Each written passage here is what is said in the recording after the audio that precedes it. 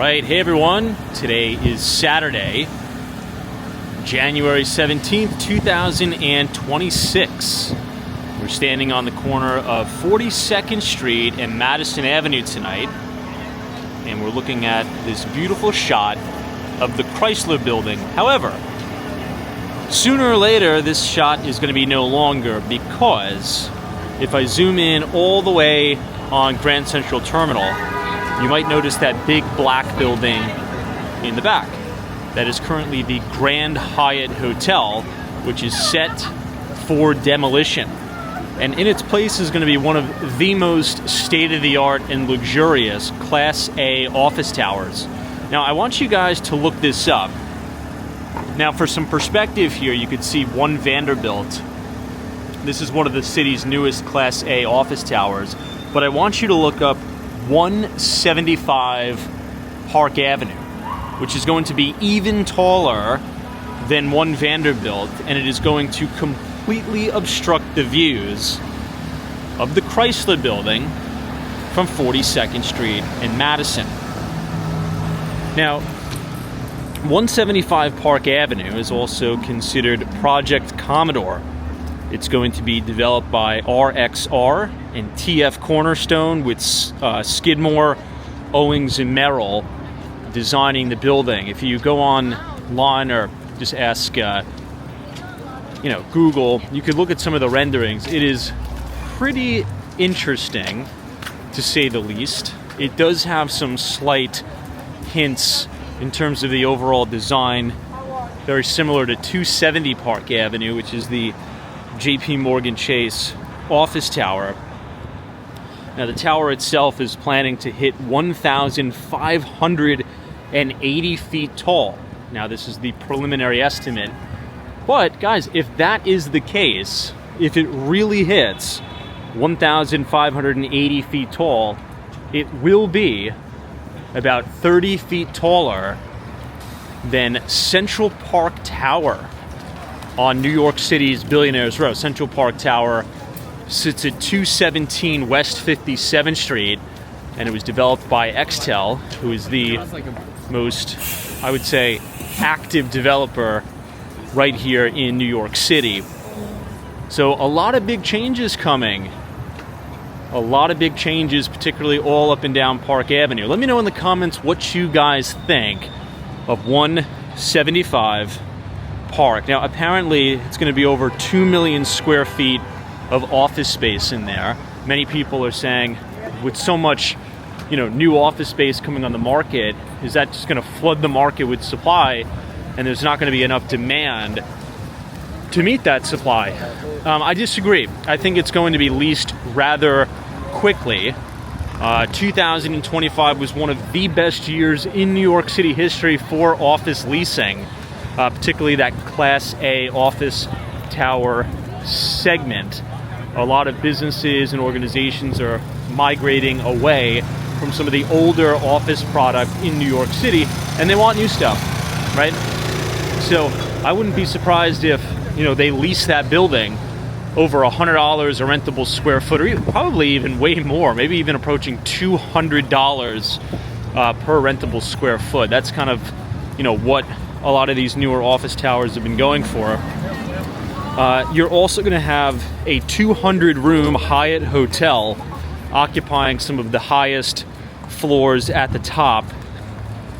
In addition, you're going to have this big elevated public plaza. We'll see if that new Hyatt hotel is going to be better than the Park Hyatt New York that sits at 157 inside the main Billionaires Row building. So I just wanted to give you guys an update on that. We'll obviously be covering that development as time goes on. It's going to be really, really interesting to see that project go up. So for today's walk, we're going to be going down 42nd Street, and we're going to be going all the way to Koreatown. I'll give you guys one more look back up at One Vanderbilt, where you have the summit at One Vanderbilt. It's just going to be, I'm trying to picture how this is going to look with 175 Park towering over One Vanderbilt. I guess we'll find out sooner rather than later. Another project that I'm looking forward to in New York City is 350 Park Avenue. That is going to be the brand new office tower for Citadel and Citadel Securities. I recently just got back from Miami, Florida, and right off of Brickell Avenue, you're going to have just a tremendous office tower combo.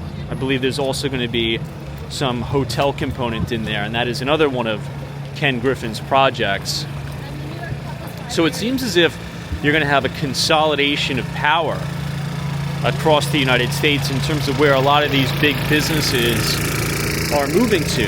I think you're going to see many cities suffer, particularly Chicago, and the cities that I believe that are set to benefit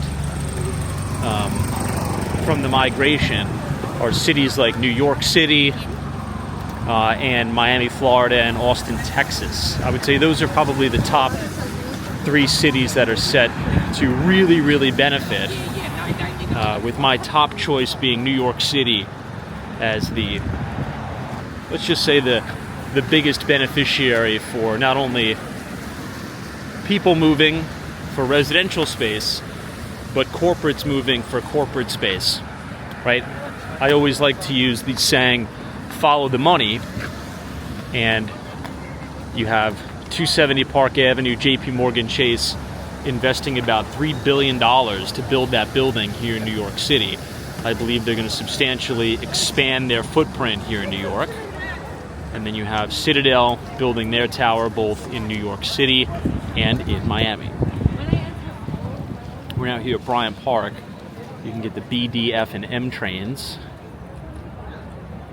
It was snowing a little bit earlier today in New York.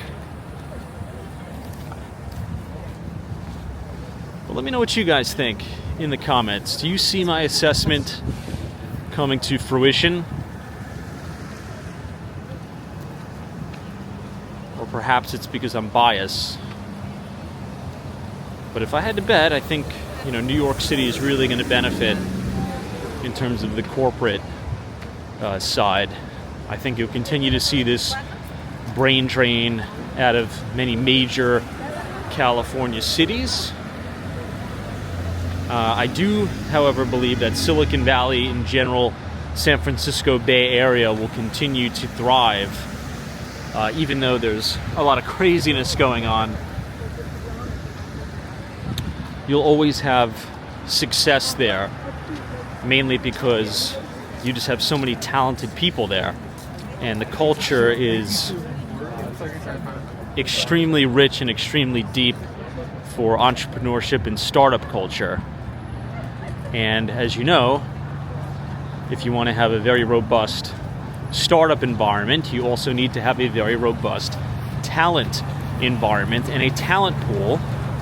And I don't think there's really anywhere in the world that can compete with the talent pool in and around the San Francisco Bay Area. At least in my opinion, it's very, very difficult.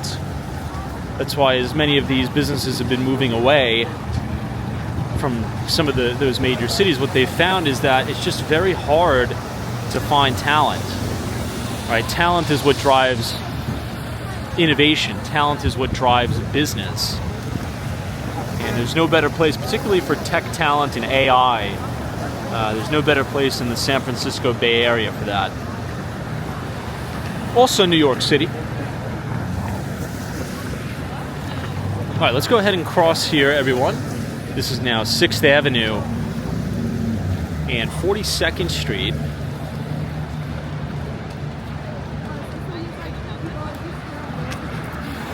It does seem relatively busy for a Saturday night, but really nothing compared to what it was. Since we have the light here, we'll cross and head northbound before we head south.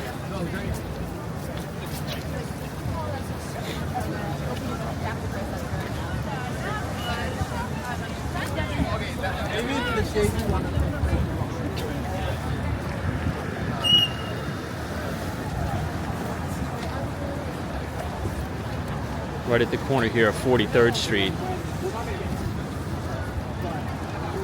You always get the best views of the Empire State Building. The building just off to our left is Bank of America Tower. But you could also see the spire of 53 West 53rd Street in the distance. Sure. You can look at places to buy. Because there are cheap places. No, yeah, I know. Now look at that lot. Yeah. It's up there. If you want to, I just will not. It's not my only thing. Maybe if you get like a drink or something. We're also coming right up to the Steinway and Sons piano.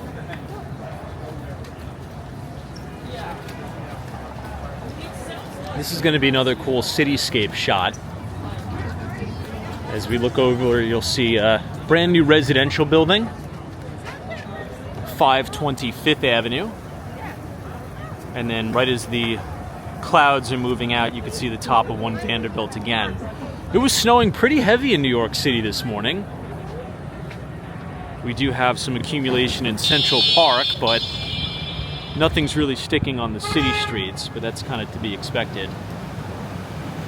I mean, hopefully this view of the Empire State Building will always be preserved, because as you're walking down 6th Avenue, it's just such an iconic shot of the Empire. As I've mentioned many times on the broadcast, one of my favorite places to view the Empire State Building was right outside of the Flatiron Building. And unfortunately, with 262 Fifth Avenue, that view is now gone forever.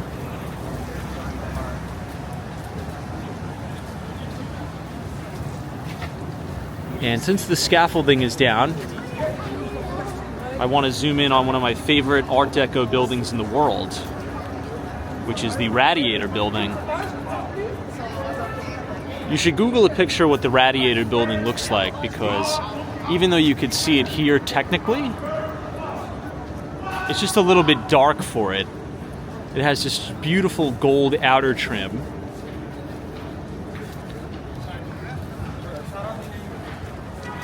Looks the best in the summer, in my view.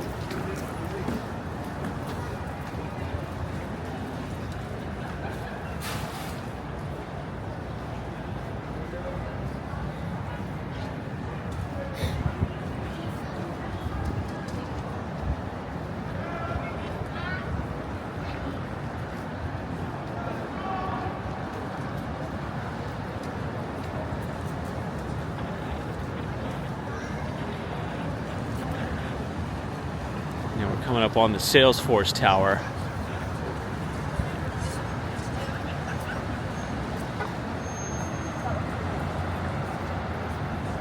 Looking over Bryant Park and the Stephen Schwartzman Building.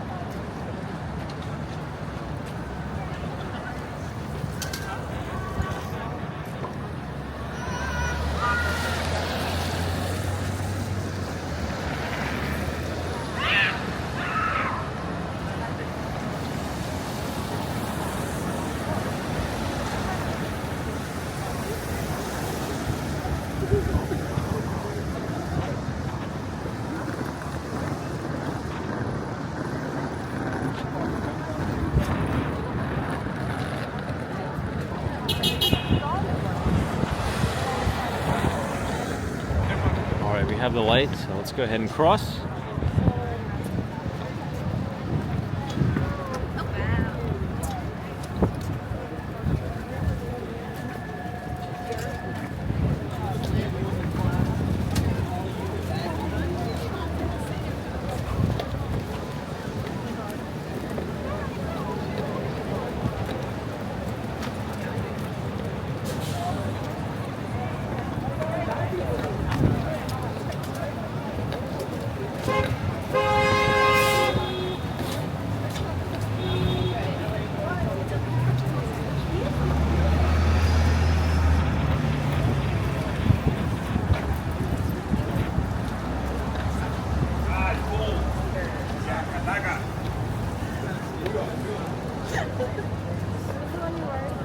We're now about to pass 41st Street.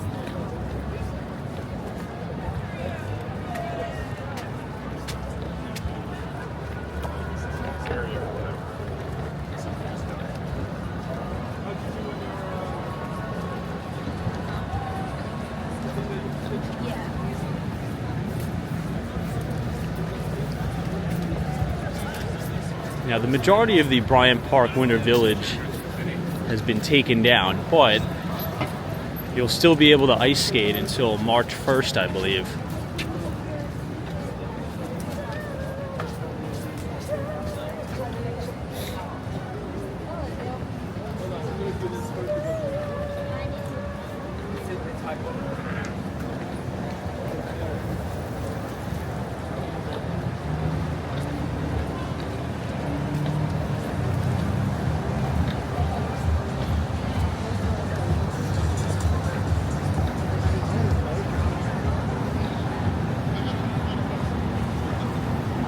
Restaurants seem pretty busy too.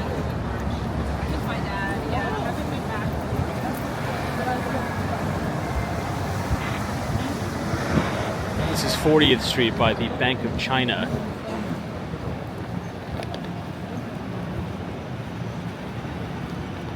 Might as well cross since we had the light this way.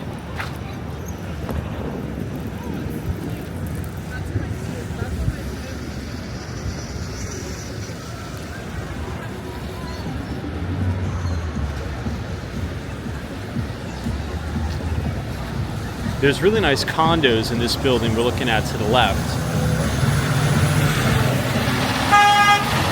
with great views overlooking Bryant Park.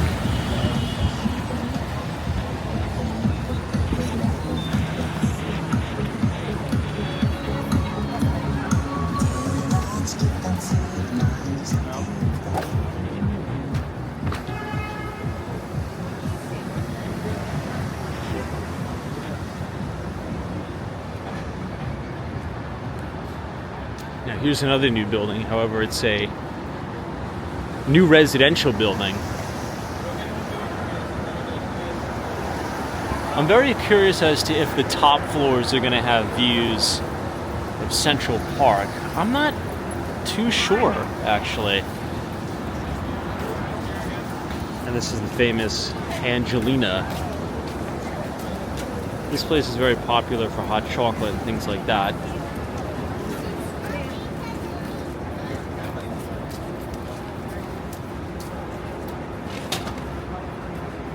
It is rather expensive, but it's pretty much everything here.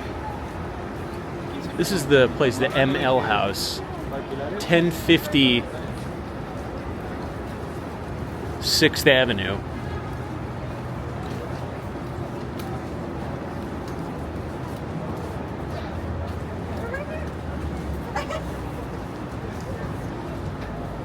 And now we're on the corner of West 39th Street, where you have this Residence Inn Marriott, which is a very popular place for people to stay.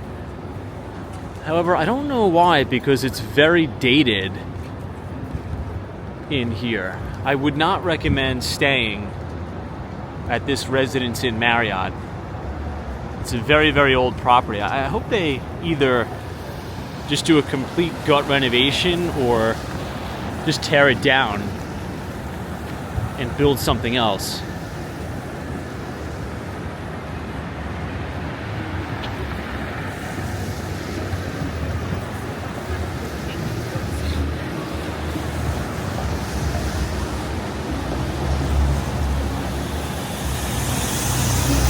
Now technically considered the garment district.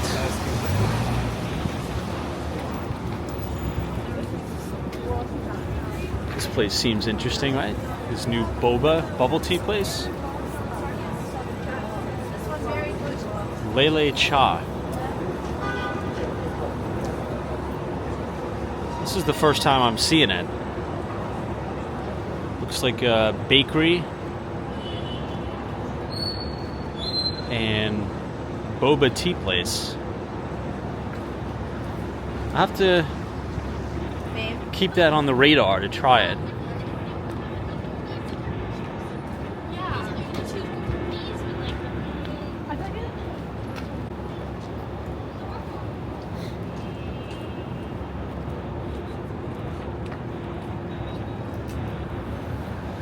Now we're approaching 38th Street. I'm curious to see if Koreatown's going to be very busy tonight. We'll see. We're going to pass two really good bakeries that I enjoy, one of which is Paris Baguette. And the other one, when we get to 32nd Street, is called Tout de Jour.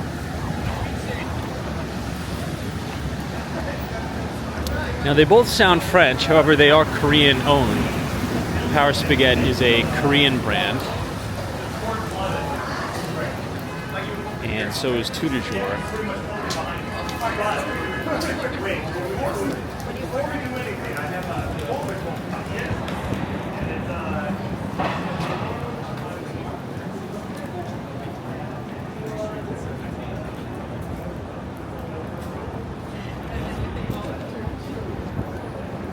I was just having a conversation with a friend the other day regarding In-N-Out Burger and how well that would perform in New York City. I don't know why In-N-Out doesn't try to expand to the East Coast in New York. Imagine if you put an In-N-Out Burger smack dab in the middle of Times Square. I believe that would do really, really well. Because if you've ever been to the Raising Cane's in Times Square, I've never seen that place not have a massive line outside. Not once. This is that new residential building in between 36th and 37th Street.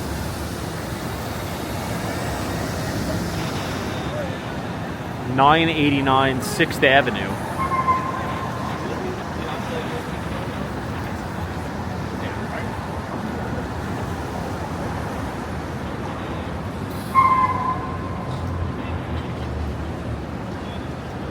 Here's the Paris Baguette. Now, another thing I was thinking about when I was down in Miami last is that new company called Flow. Perhaps many of you will be interested in it, but the reason why I've been following it is because Flow is founded by the same guy who created WeWork. And WeWork was a really, really big debacle back in the day because Adam Neumann, the CEO and founder, raised a bunch of money for WeWork, particularly from a gentleman that goes by the name of Masayoshi Son, or Masa Son. Now, Masa is a Japanese multi-billionaire, and he is the CEO and founder of SoftBank, which is a huge Japanese conglomerate. And, you know, he really lost his shirt investing in WeWork. And now Adam Neumann is kind of back at it again, if you will, with another startup called Flow that has a similar concept. And I was talking to some people when I was down there in South Florida, and apparently it's actually leasing really well. So check it out. You know, we'll keep an eye on it. It's called Flow, F-L-O-W. And I believe one of the main buildings is in the Miami World Center, right by the new Apple Store. They recently had that grand opening at the Miami World Center.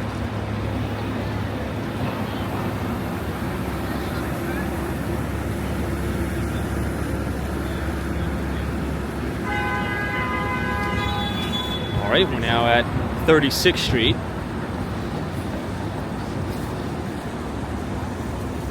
Let me see if I can pull up that company for you guys.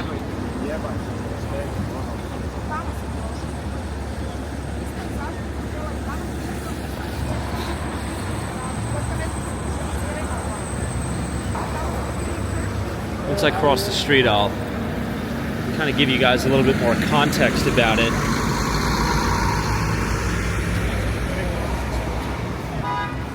I was like, no, she. All right, check this out. So it says Flow Miami official website. Downtown Miami Rentals. Flow Miami is offering studios, 1, 2, and 3 bedroom homes with furnished offerings available luxury apartments in Miami. I think there's some office component to it though, but maybe that's kind of the main catch, is that they're fully furnished apartments.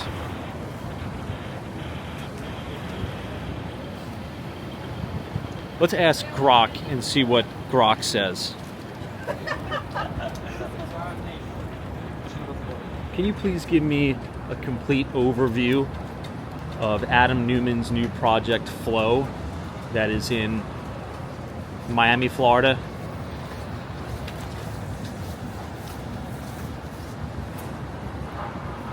Looking up Flow by Adam Neumann. Let's see what the AI says. Looking up Flow in Miami. It's still processing. Oh, Looking up the latest on Flow in Miami.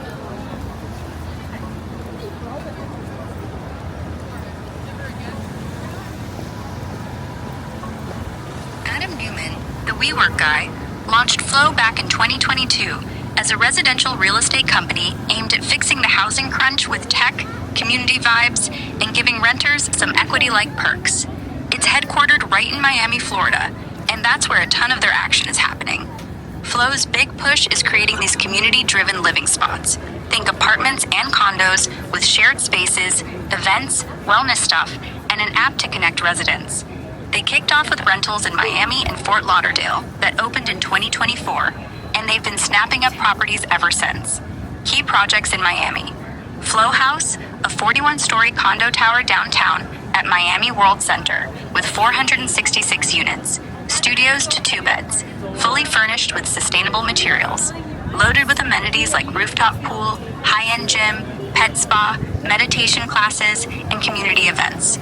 It started as rentals but switched to for-sale condos, with completion around mid-2025 and prices kicking off around $450K. Flow on the River, formerly the River District, their massive waterfront play in Brickell. They grabbed majority control of the 6.2-acre site in a $525 million deal last August, with partners Canada Global and Yellowstone. Plans for over 1,900 luxury rental units, starting with a 54-story tower, 632 units already moving in folks, waterfront retail, 17 boat slips, and room for way more, another 1,300 units plus office, hotel, and retail down the line. They've got other big land buys too, like 16 acres in El Portal for over 2,300 apartments and mixed use, plus stuff in Aventura. Overall, Flow's betting heavy on South Florida for these experiential, branded communities. Things are moving fast. New funding rounds, international expansion to Saudi Arabia. that's interesting.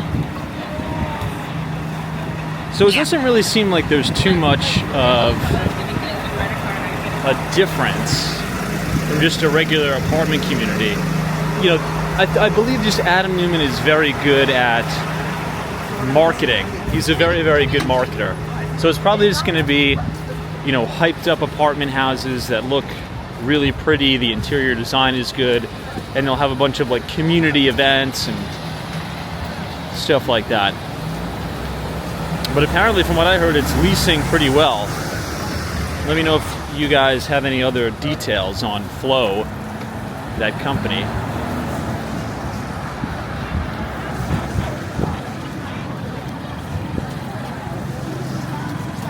You know, on another note,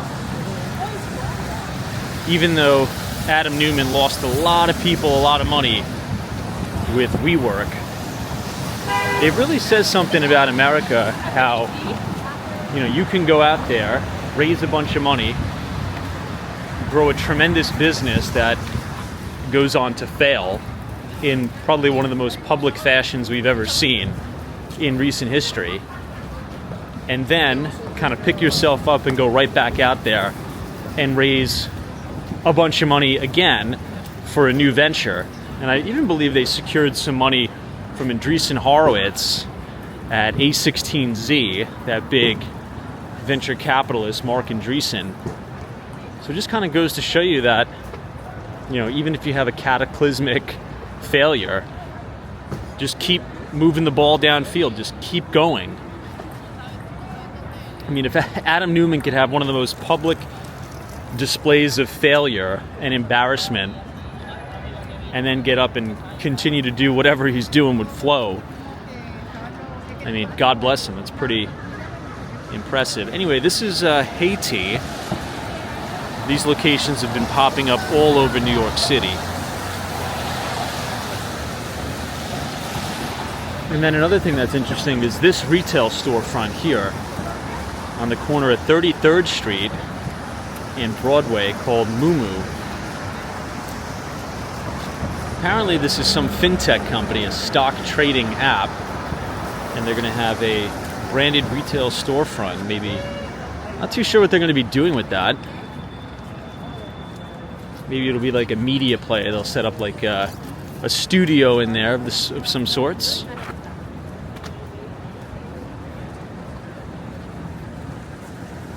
This is now Greeley Square as we head down towards 32nd Street, Korea Way.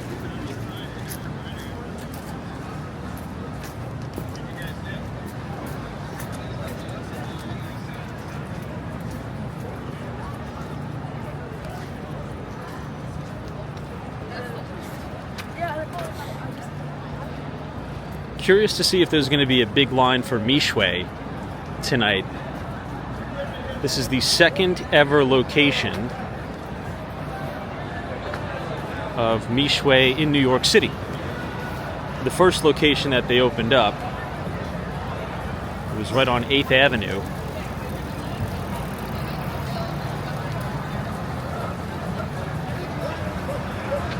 Yeah, and it looks like they still have a line out the door.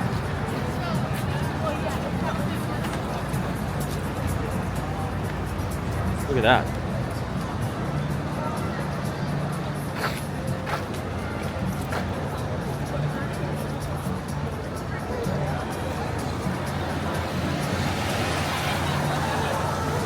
For those of you who don't know, Mishwe is the largest fast food brand in the world.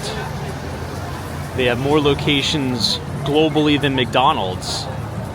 And their whole thing is about affordability. Everything is super cheap here. You can get an ice cream cone for like $1.19, a boba tea for $3. And I think another one of their senior or signature dishes, or drinks if you will, is a lemonade for $2.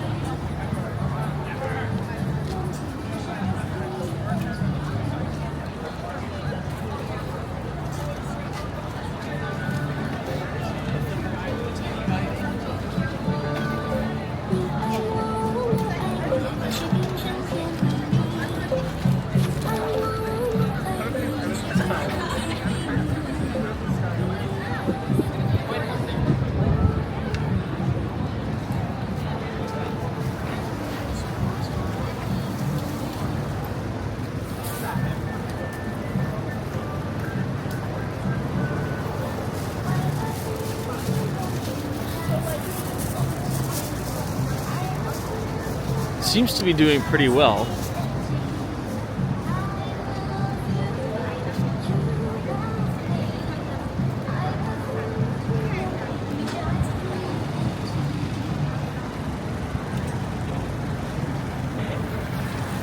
All right, let's now turn into 32nd Street and we'll see how busy Koreatown is tonight. This is one of my favorite views of the Empire State Building from here.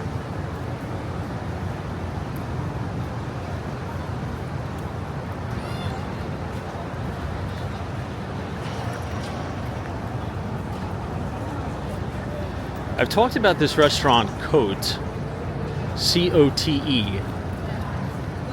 It's apparently supposed to be, one of the most unbelievable Korean barbecue restaurants in the city. And they're opening up another location right by my office on Madison Avenue, which is going to be right behind Trump Tower, as well as the Atrium and the IBM building.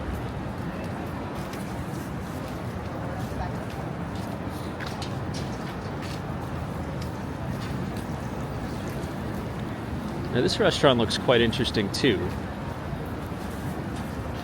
This Gangnam box. It says coming soon. I think it's going to occupy the entire second and third floor right here at 39 West 32nd Street.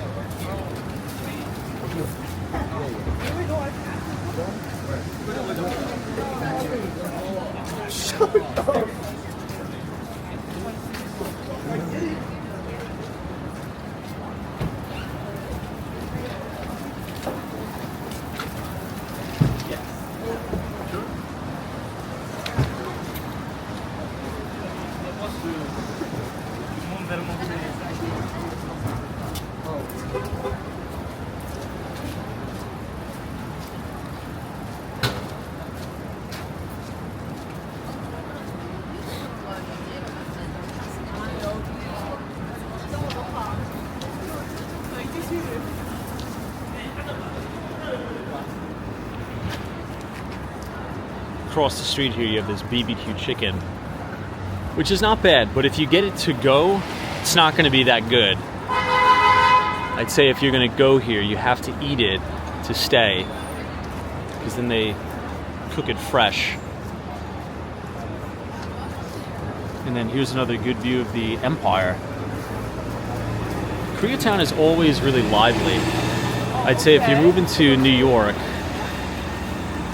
and you're in your 20s, I think right around 32nd, maybe a little bit further over towards, I don't know, maybe 2nd Avenue. There's a lot of a younger crowd. My work.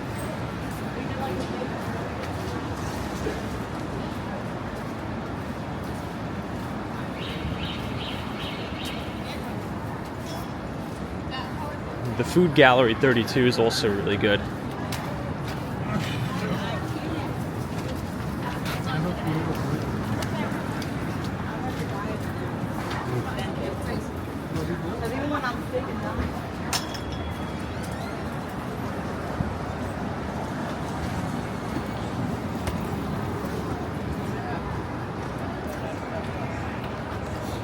So if you go all the way to the 2nd floor here, there's 2 really good spots. One of them is called Express. I don't know how to pronounce that other thing, but it's like tteokbokki. It's like rice cake, and it's actually pretty good. And then the other one is Pelicana Chicken, which I'd say is the best fried chicken place on the block. However, it's really expensive though there. Very expensive. And this is looking back towards Penn Station. You could even see some of the Gimbel's Sky Bridge, which is cool. And then you see 1 Manhattan West and 2 Manhattan West, which is just before you enter the Hudson Yards development. Those are more Class A office towers. And then here you have 5 Senses, which is a popular establishment. And then also the BCD Tofu House, which is very popular, but I'm not a huge fan of it. I'd say if you want some really good Korean food, I would go to Take 31, or Her Name is Han, and maybe even Hanbot are probably the best.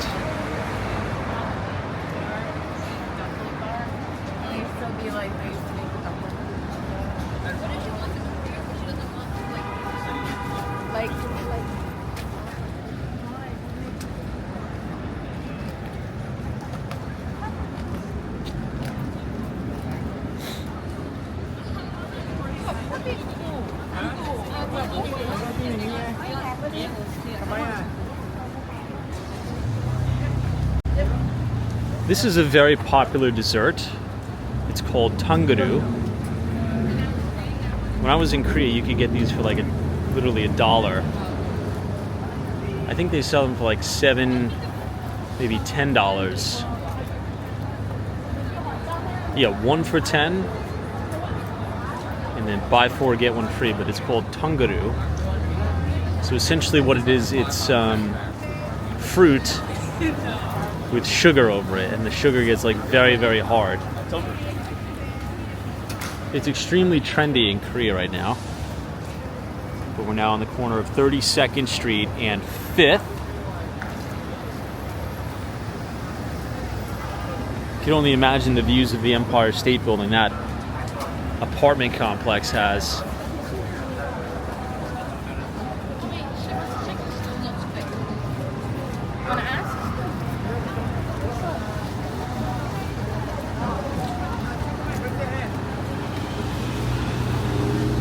One of my favorite restaurants is on the second floor here. It's called Gopjang Story.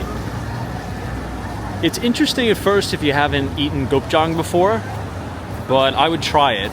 You really got to try it twice in order to get used to it, but if you bring cash, they give you like 15% off. So I would highly recommend going here, Gopjang Story in New York. I've been to the one in Boston, didn't really like it. I think the branch therefore in New York is better. It's a good spot.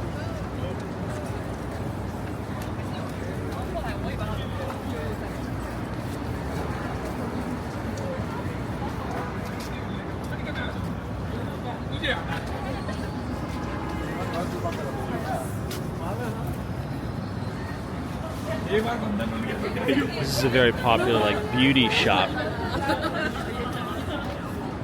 However, one of the most popular things people get here is the sunscreen for whatever reason. I think apparently it must be pretty good, but this collection, I think they opened up a location in Wynwood, Miami too, but this place always has a crazy line outside.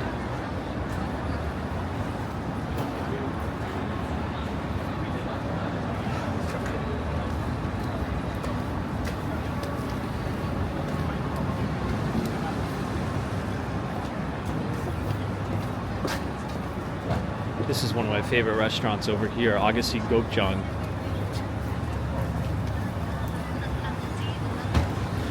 Which I think is under new ownership now. But look at that.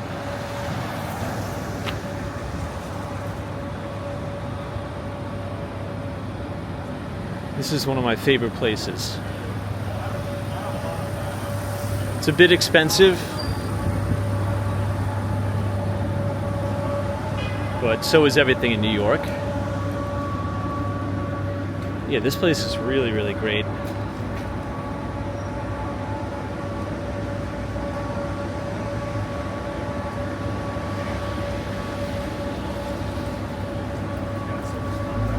I know. He only wears designer.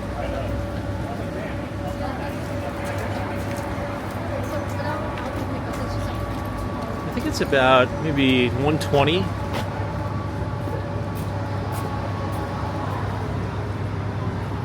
For small and 154 or 155 for large.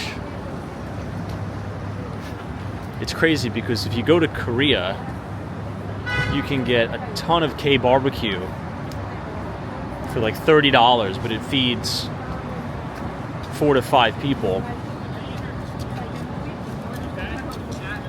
Pretty much anywhere outside of Seoul is going to be very cheap, but Seoul is pretty expensive.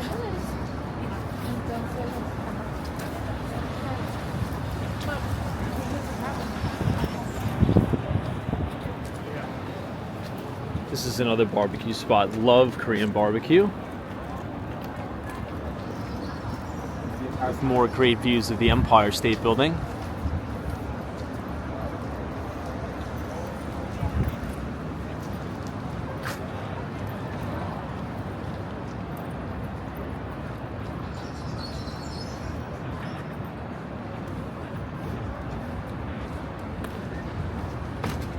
This tea shop is very good. It's one of my favorites. It's just a little too sweet, but sometimes it's good to go here in the summer, and it's also extremely expensive. I mean, you're talking about like almost $10 now for one, which is why I think Mishwe is going to be very successful now.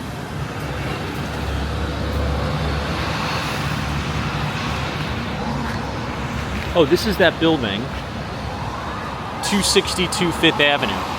That's the one that blocks the views of the Empire State Building from outside of the Flatiron District in front of Madison Square Park.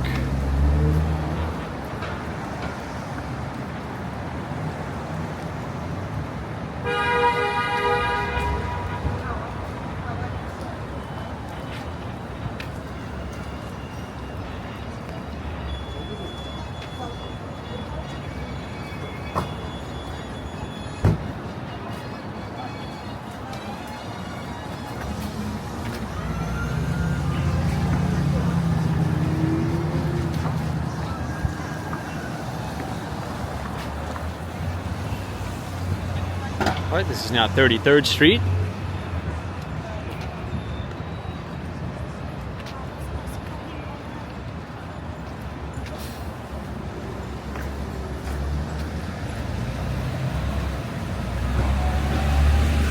And we'll walk up to 34th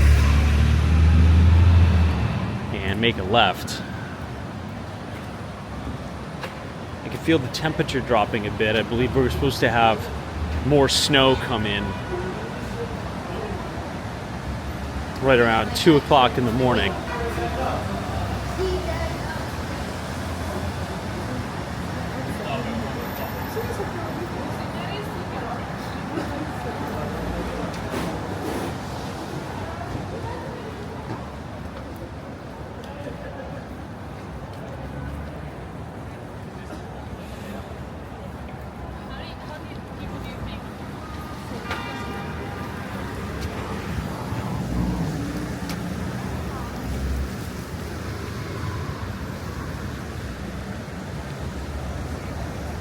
This is now right outside of that reserve roastery for Starbucks. But here you'll be able to see a little bit of the spire of One Vanderbilt.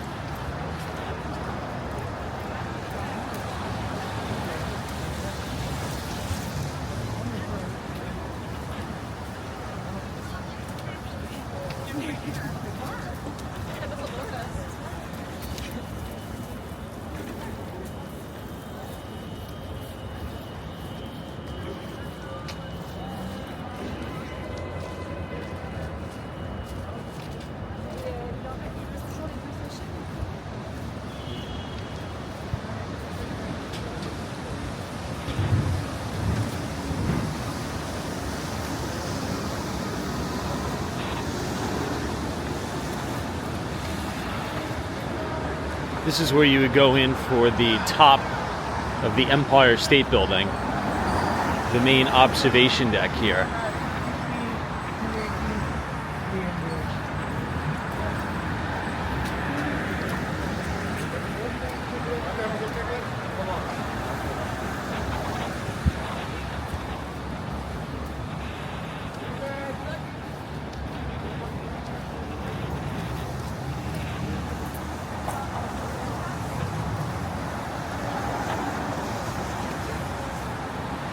And this brings us right back to Herald Square,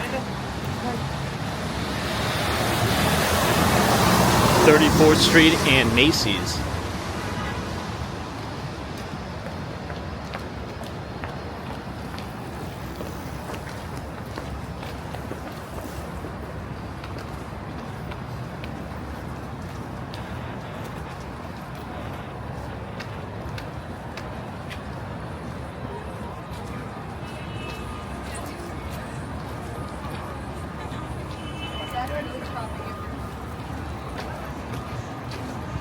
Alright everyone, if you enjoyed tonight's walk, feel free to subscribe to the channel, leave a like on the video, and as always, we will see you in the next one, and thank you so much for watching.